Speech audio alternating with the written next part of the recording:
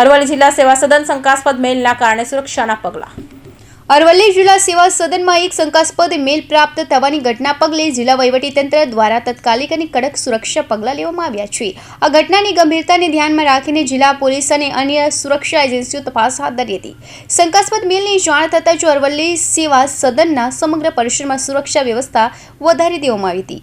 અત્યારની પરિસ્થિતિને ધ્યાને રાખીને સાવચેતીના ભાગરૂપે બોમ્બ ડિસ્પોઝલ સ્ક્વેડ ટીમોને તાત્કાલિક ઘટનાસ્થળે મોકલવામાં આવી હતી, જેમણે સેવા સદનના પરિસરની સંપૂર્ણ તપાસ કરી.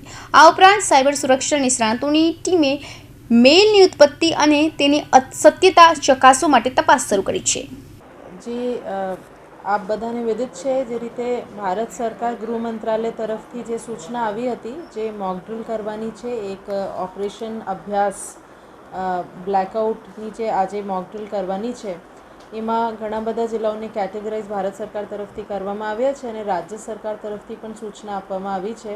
એમાં જે જિલ્લાઓ છે એમાં અરવલ્લીનો સમાવેશ નથી, પણ સાવચેતીના પગલાંના ભાગરૂપે અમે પણ આજે બધા વિભાગો સાથે અને ખાતાના જે વડાઓ છે એમને સાથે મિટિંગ કરીને કે કોઈ વાઇટલ ઇન્સ્ટોલેશન્સ આપણા છે અને જે એક પબ્લિકમાં એક અવેરનેસ સાવચેતી એ ફેલાય અને કોઈ એમાં પેનિક નહીં રહે, પણ આપણે જે છે સુસજ્જ, આપણે સજ્જ છીએ, આપણે તૈયાર છીએ, એ સેન્સિટિવિટી બધામાં પહોંચે એ માટે અમે મિટિંગ કરી.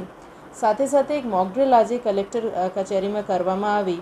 એમની પૂર્વ ભૂમિકામાં એ પણ છે કે અમે એક શંકાસ્પદ મેલ કલેક્ટર ઓફિસમાં અમે મળ્યું, કલેક્ટરના મેલ આઈડી પર જ મળ્યું અને વધારાના સાવચેતીના પગલાંના ભાગરૂપે અમે બોમ્બ સ્ક્વેડને પણ બોલાવીને આખી ઓફિસની એમનાથી ચેકિંગ કરાવી છે અને એવી કોઈ વસ્તુ સદનસીબે મળી નથી, પણ એવા એક મેલ મળ્યા હતા એટલે અમે સાયબર ક્રાઇમમાં પણ એમને રિપોર્ટ કર્યું છે અને એમાં ગુના નોંધાવવા માટે પણ પોલીસને સૂચના આપી છે.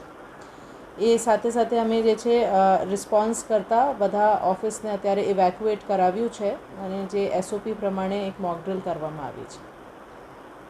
અરવલ્લી જિલ્લા વહીવટીતંત્ર નાગરિકોને શાંતિ જાળવવા અને અફવાઓથી દૂર રહેવા અપીલ કરી છે. સેવા સદનની આસપાસના વિસ્તારોમાં પોલીસ બંદોબસ્ત વધારી દેવામાં આવ્યો છે અને પરિસ્થિતિ પર સતત નજર રાખવામાં આવી રહી છે. આ ઘટના સંદર્ભે વધુ માહિતી મળે તેમ તેને યથાસમયે જાહેર કરવામાં આવશે. અરવલ્લી જિલ્લા વહીવટ અને પોલીસ તંત્ર નાગરિકોની સુરક્ષા અને સેવા સદનની સુચારુ કામગીરી જાળવવા માટે પૂર્ણપણે પ્રતિબદ્ધ છે. કોઈપણ શંકાસ્પદ પ્રવૃત્તિની જાણ નજીકના પોલીસ સ્ટેશન અથવા નિયંત્રણ કક્ષમાં કરવા વિનંતી કરી છે. Hitendra Patel, Hind TV news, Aravalli.